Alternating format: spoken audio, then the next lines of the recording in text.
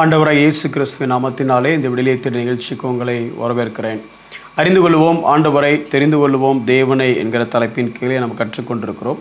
குறிப்பாக தேவனுடைய சுபாவத்தை குறித்து நாம் கற்றுக்கொண்டிருக்கிறோம். எதற்காக இந்த சீரீஸ் ஆஃப் டீச்சிங் அப்படின்னா, முதல்ல நமக்கு தேவன் யாருன்னு தெரியணும். அப்போ தான் நம்ம தேவனாக ட்ரீட் பண்ணுவோம். இல்லைன்னா தேவனை நண்பனாய் பார்த்த நாம், தகப்பனாய் பார்க்குற நாம் பல நேரத்தில் தேவனாக பார்க்குறதில்ல. அதான் பெரிய பிரச்சனையே.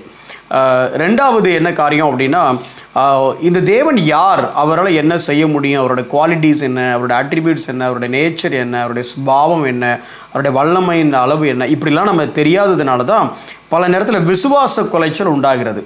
மூன்றாவது, பல கள்ள உபதேசங்கள், தவறான உபதேசங்கள் உள்ள வரும்பொழுது இந்த தேவனை பற்றி நாம் முழுமையாக அறியாததுனால அதுக்கு எதிர்த்து வாதம் செய்வதற்கென்று சொல்வதை விட அதை வேதத்தின்படி புரிய வைப்பதற்கு நமக்கு எபிலிட்டி இல்லாமல் போயிடுது. அதனால் என்ன பண்ணிடுறோன்னா, whatever comes which simply accept. எது வந்தாலும் நம்ம ஏற்றுக்கிறோம். சரிங்க, நமக்கு பைபிள் தெரியாது, அவருக்கு நிறைய தெரியும், அவர் சொல்கிறாரு கேட்டுக்க வேண்டியதானே அப்படின்றோம்.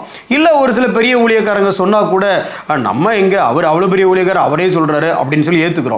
அப்போது இந்த வேதத்தை நல்லா தெரிந்து இந்த தேவனுடைய சுபாவத்தை நல்லா தெரிஞ்சதுன்னா இந்த மாதிரி காரியங்கள்லேருந்து நம்ம கொஞ்சம் கவனமாக இருக்கலாம். அதற்காக தான் இந்த டீச்சிங்.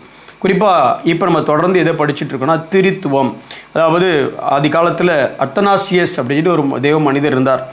அன்னைக்கு மிகப்பெரிய பிரச்சனை என்ன பிரச்சனை அப்படின்னா, இந்த திரித்துவ தேவத்தை அன்னைக்கு ஒத்துக்கொள்ள முடியாத அளவுக்கு அது ஒரு எந்த அளவுக்கு பிரச்சனையாச்சுன்னா, ராஜாவையே எதிர்த்து நிற்கக்கூடிய, ராஜான்னா இன்னைக்கு சொல்கிற மாதிரி இல்லை, அன்னைக்கு சாம்ராஜ்யத்தினுடைய பேரரசர் அப்படின்னு சொல்லலாம். அப்படி ராஜாக்களை கூட எதிர்த்து நின்று உயிரை பணைய வச்சு அந்த அத்தனாசியஸ் தன்னுடைய பிரமாணத்தை எழுதுகிறார். இன்றைக்கி பல திருச்சபைகளில் அந்த பிரமாணத்தை வாசிக்கிறத நம்ம பார்க்குறோம். அப்போது அப்படிப்பட்ட மிகப்பெரிய கிறிஸ்தவத்துக்கு சவாலாக, அல்லது சொல்லப்போனால் கிறிஸ்தவத்தை சீர்குலைப்பதற்கு வந்த ஒரு கள்ள உபதேசம் இந்த திரித்துவத்துக்கு விரோதமான உபதேசம். அதனால் இன்றைக்கி அது அங்கங்கே இருக்குது, வேறு வேறு பேரில் இருக்குது. ஸோ நமக்கு இந்த திரித்துவ தெய்வத்தை பற்றி அறிந்து கொள்ள வேண்டும்ங்கிறதுக்காகத்தான் இந்த டீச்சிங். இன்றைக்கி ஒரு காரியம் என்ன அப்படின்னா, இந்த திரித்துவ தேவர்கள் புரியறதுக்காக சொல்கிறேன்னா, நீங்கள் தேவர்களா அப்படின்னு யோசிக்கக்கூடாது. ஒரே தேவன் தான், 3 நபர்கள். இவங்க எப்படி சேர்ந்து செயலாற்றுறாங்க அப்படிங்கிறத நம்ம கற்றுக்கொள்ள போகிறோம். அதாவது பைபிளில் எந்த காரியத்தை நீங்கள் பார்த்தாலும் சரி, இந்த 3 பேருடைய இன்வால்மெண்ட் இருக்கிறத நீங்கள் பார்க்க முடியும். நம்ம என்ன நினச்சிடுறோம் அப்படின்னா, ஓகே காஸ்பல் அப்படின்னா அது இயேசுடைய வேலை, அப்படி பெண்டெகாஸ்டல் அப்படின்னா அது பரிசுத்த ஆவியானவருடைய வேலை, அப்புறம் உலகத்தை படித்தா அது பிதாவுடைய வேலை. இப்போ ஒன்றே அவன் டிபார்ட்மெண்ட்ஸாக பிரிச்சுட்டு ஏன் இது தப்பு அப்படிங்கிறோன்னா, நமக்கு எது தேவையோ அவரை மட்டும் அதிகமாக பிடிச்சிக்கிறோம். பாருங்களேன், இயேசு கிறிஸ்து அப்படின்னாலே சுகமளிக்கிறவர். எங்கே பிதா சுகமளிக்கிறவர்னு போஸ்டர் பார்த்துருக்கீங்களா? போஸ்டர் பார்த்துருக்கவே மாட்டீங்க. இயேசு தான் சுகமளிக்கிறவர்னு பார்த்துருப்பீங்க. அதே மாதிரி பாருங்கள், வல்லமை அப்படின்னு பாருங்கள், பிதாவின் வல்லமை நீங்கள் பார்த்துருப்பீங்களா? பார்த்துருக்கவே மாட்டீங்க. பரிசுத்த ஆவியானவரின் வல்லமை தான் பார்த்துருப்பீங்க. அப்போ நம்ம டிபார்ட்மெண்ட்டோடு பிரிச்சிட்டோம். இவர் இந்த டிபார்ட்மெண்ட்டுக்கு பிதான்னா அப்பப்போ வணக்கம் சொல்லிக்கோ, பட் அவருக்கு நமக்கு பெருசாக கனெக்ஷனே கிடையாது. ஏன்னா அவர் கிரியேட் பண்ணார், எல்லா சிருஷ்டியும் படைச்சு முடிஞ்சிடுச்சு, அப்புறம் அவர் அவ்வளோதான் அப்படின்னு விட்டுறோம். இயேசு கிறிஸ்து ரொம்ப முக்கியண்டா, குணமளிக்கிறது அவர் தான், ஆசீர்வதிக்கிறது அவர் தான், நமக்காக பாவத்துக்காக பரிகாரமானது அவர் தான். அதனால் ரொம்ப கம்பேஷனாக இருப்பார், ரொம்ப இரக்கமாக இருப்பார்.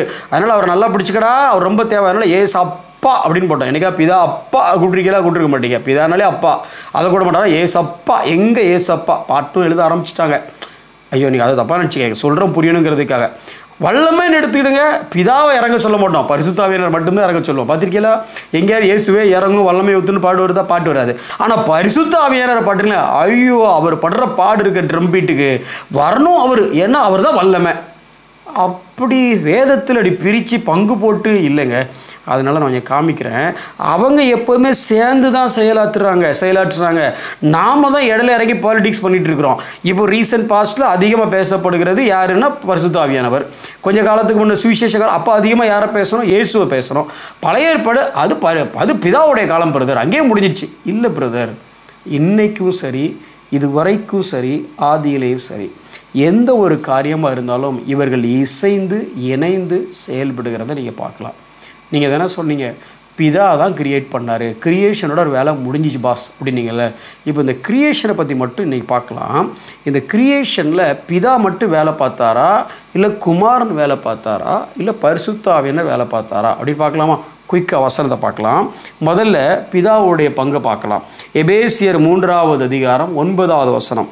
தேவன் நம்முடைய கர்த்தராகிய இயேசு கிறிஸ்துவுக்குள் கொண்டிருந்த அநாதி தீர்மானத்தின்படியே உன்னதங்களில் உள்ள துரைத்தனங்களுக்கும் அதிகாரங்களுக்கும் அவருடைய அனந்த ஞானமானது சபையின் மூலமாக இப்பொழுது தெரிய வரும் பொருட்டாக இயேசு கிறிஸ்துவை கொண்டு எல்லாவற்றையும் சிருஷ்டித்த தேவனுக்குள்ளே. அப்போ சிருஷ்டித்தவர் யாரு? தேவன். அதை எங்கே பார்க்கலாம்? நமக்கு ஏற்கனவே தெரியும். ஆதியாகமம் 1ஆம் அதிகாரத்தில் எடுத்தால் 1ஆம் அதிகாரம் 1ஆம் வசனம், ஆதியிலே தேவன் வானத்தையும் பூமியையும் சிருஷ்டித்தார். அப்போ யார் சிருஷ்டித்தா? தேவன் தான் சிருஷ்டித்தார் அப்படின்னு சொல்லி சிருஷ்டிப்பை தேவன் பக்கத்தில் கொண்டு போய் நம்ம முடிச்சிருவோம். சரி, பரவாயில்ல. ஆனால் இந்த சிருஷ்டிப்புக்கும் குமாரனுக்கும் தொடர்பு இருக்கா? நாம் இப்போ படித்த வசனத்தையே திருப்பி ஒருக்கா எங்கே பாஸ் போட்டோம்னா அங்கே போடாமல் வேற ஒரு இடத்துல பாஸ் போட்டு வாசிக்கிறேன் பாருங்களேன். இப்படி வாசிச்சு பாருங்க. எல்லாவற்றையும் சிருஷ்டித்த தேவனுக்குள்ளே அப்படின்னு வாசிச்சிங்கன்னா சிருஷ்டிப்பு ஃபுல்லாக செஞ்சது தேவன் அப்படின்னு நீங்கள் சொல்லலாம். ஆனால் அதே வசனத்துக்கு கொஞ்சம் முன்னால் பிரேக் போட்டிங்கன்னு வச்சுடுங்களேன். எப்படி? இப்பொழுது தெரிய வரும் பொருட்டாக இயேசு கிறிஸ்துவை கொண்டு எல்லாவற்றையும் சிருஷ்டித்த தேவனுக்குள்ளே. ஒரே வாக்கியம்தான். சிருஷ்டித்த தேவனுக்குள்ளே அப்படின்னா சிருஷ்டிப்பு தேவனுக்குரியதாயிருது. இயேசுவை கொண்டு அப்படின்னா த்ரூ சன்.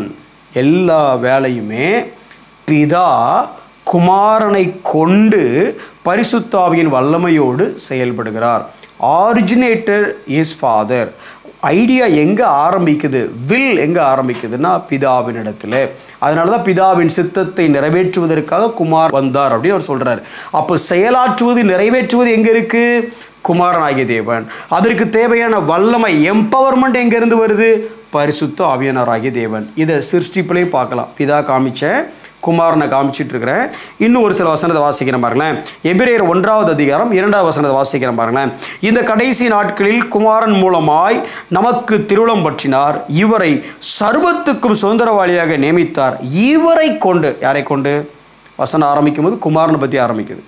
குமாரனை கொண்டு உலகங்களையும் உண்டாக்கினார். அப்போ உண்டாக்கப்பட்டது பிதாவினால் சிருஷ்டிக்கப்பட்டதுன்னு வாசித்தோம். இயேசு கிறிஸ்துவை கொண்டுன்னு வாசித்தோம். இப்போ இவரை கொண்டு, இயேசுவை கொண்டு உலகங்களை உண்டாக்கினார் அப்படிங்கிறத வாசிக்கிறோம். ஸோ பிதா செய்கிறார். யார் மூலமாய் செய்கிறார்? குமாரன் மூலமாய் செய்கிறார். அப்புறம் பரிசுத்த ஆவியானவருக்கு இதுக்கு சம்பந்தமே இல்லையோ?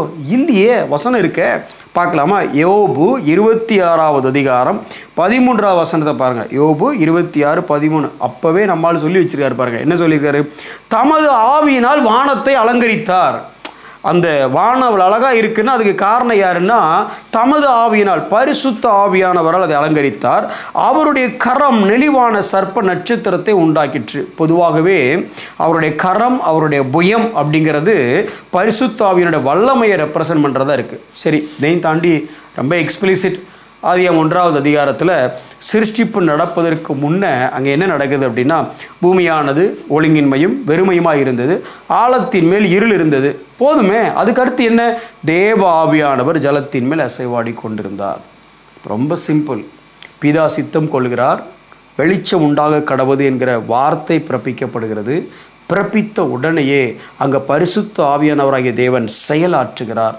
அந்த காரியம் நடக்குது. படைப்பும் சரி, இந்த உலகத்தில் எல்லா வேலையுமே எப்படி நடந்துச்சுன்னா, ஆரிஜினேட்டர் சித்தம் கொள்ளுகிறவர் பிதா. எக்ஸிக்யூஷனர் யார் அப்படின்னா செயலாற்றுகிறவர் த்ரூ சன், குமாரன் மூலமாக. எனர்ஜைசர் யார்? அதற்கு தேவையான வல்லமையை கொடுக்கிறார். அந்த வல்லமை எங்கேருந்து வருது அப்படின்னா through by the holy spirit. அப்போ ஆரிஜினேட்டர் ஃபாதர் பிதாவாகிய தேவன், குமாரன் மூலமாக பரிசுத்த ஆவியின் வல்லமையினால். அப்போ இங்கே 3 பேரில் இங்கே யார் பெருசு யார் சிறுசுங்கிற பஞ்சாயத்து இங்கே கிடையாது. மூவரும் இணைந்து செயலாற்றுகிறார்கள். உங்கள் வாழ்க்கையிலையும் என் வாழ்க்கையிலையும் பிதாவினுடைய சித்தம் வார்த்தையின் வழியாக வெளிப்பட்டு பரிசுத்த ஆவியான வல்லமையினாலே செயல்படுத்தப்படுகிறது. திருப்பி சொல்கிறேன், உங்களுடைய வாழ்க்கையிலையும் என்னுடைய வாழ்க்கையிலையும் பிதாவினுடைய சித்தம் வார்த்தையின் மூலமாக வெளிப்பட்டு பரிசுத்த ஆவியானுடைய வல்லமையின் மூலமாக செயலாற்றப்படுகிறது. எனவே பிதாவினுடைய சித்தத்தை அறிந்து கொள்ளணுமா? வேதத்தை தேடுங்க, வசனத்தை தேடுங்க. அதை செயல்படுத்தணுமா? உங்கள் சொந்த பலத்தில் செயல்படுத்த முடியாது. பரிசுத்த ஆவியானுடைய எம்பவர்மெண்ட், அதனால் மட்டும்தான் செயல்படுத்த முடியும். கண்களை மூடி நாம் ஜெபிப்போம். அன்புள்ள ஆண்டவரே, நன்றியோடு ஸ்தோத்தரிக்கிறோம். சித்தம் கொள்கிற தேவன் நீர், சித்தத்தை வெளிப்படுத்துகிற குமாரனாகிய தேவன் நீர், வார்த்தையாகிய தேவன் நீர். அந்த சித்தத்தை செயல்படச் செய்கிற வல்லமை தரக்கூடிய பரிசுத்த ஆவியானவராகிய தேவன் நீர். ஆண்டவரே, உம்முடைய சித்தத்தை உம்முடைய குமாரனாகிய வார்த்தையின் மூலமாக அறிந்து பரிசுத்த ஆவியானவராகிய உம்முடைய வல்லமையினாலே நிறைவேற்றி உமக்கு பிரியமான ஒரு வாழ்க்கையை நாங்கள் வாழ எங்களுக்கு நீர் கிருபை புரிந்தருளும். இயேசுவின் நாமத்தில் ஜெபிக்கிறோம் நல்ல பிதாவே, ஆமென்.